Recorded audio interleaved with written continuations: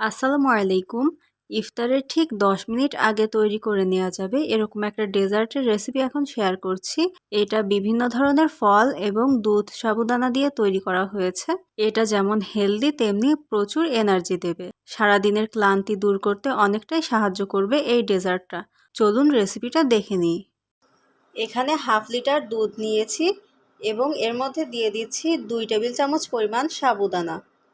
সাবুদানাটা অবশ্যই ধুয়ে তারপর ব্যবহার করবেন। সাবুদানা দেওয়ার পর রেখে দেওয়া যাবে না, একটু পরপর অবশ্যই নাড়িয়ে দিতে হবে, নইলে সাবুদানার যে স্টিকি ভাবটা রয়েছে তার কারণে নিচের দিকে লেগে যেতে পারে। প্রায় 7-8 মিনিট পর দেখা যাচ্ছে সাবুদানাগুলো একেবারে পারফেক্টভাবে কুক হয়ে গিয়েছে। এখানে আর কোনো দানা দানা দেখা যাচ্ছে না।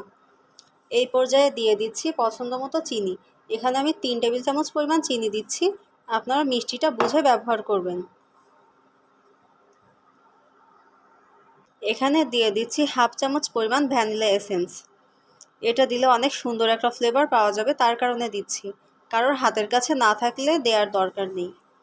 এটা এখন তৈরি হয়ে গিয়েছে। এই পর্যায়ে চুলো বন্ধ করে ঠান্ডা করে নেব। দুধ সাবুর মিশ্রণ এখন সম্পূর্ণ ঠান্ডা হয়ে গিয়েছে এবং ঘনত্বটা দেখুন একবারে পারফেক্ট হয়েছে। এই পর্যায়ে একে একে ফলগুলো সব এখানে মিশিয়ে দেব। প্রথমে দিয়ে দিচ্ছি হাফ কাপ পরিমাণ আপেল কুচি। এরপর দিয়ে দিচ্ছি হাফ কাপ পরিমাণ তরমুজ কুচি, 1/4 কাপ পরিমাণ আনার দানা, 1/4 কাপ পরিমাণ আঙ্গুর কুচি। এখানে সাদা, কালো বা লাল যে কোনো কালারেরটাই ইউজ করতে পারেন। দিয়ে দিচ্ছি একটা পাকা কলা, ছোট টুকরো করে কেটে নিয়েছি। এরপর দিয়ে দিচ্ছি 3 থেকে 4টা খেজুর কুচি। খেজুরের ফ্লেভার খুব পছন্দ আমার, তার কারণে এরকম দুধের যে কোনো ডেজার্টের মধ্যে এটা আমি দিয়ে থাকি। এরপর দিয়ে দিচ্ছি 4 থেকে 5টা কাঠবাদাম কুচি। এবারে একে একে সব উপকরণ একসাথে মিশিয়ে নেব।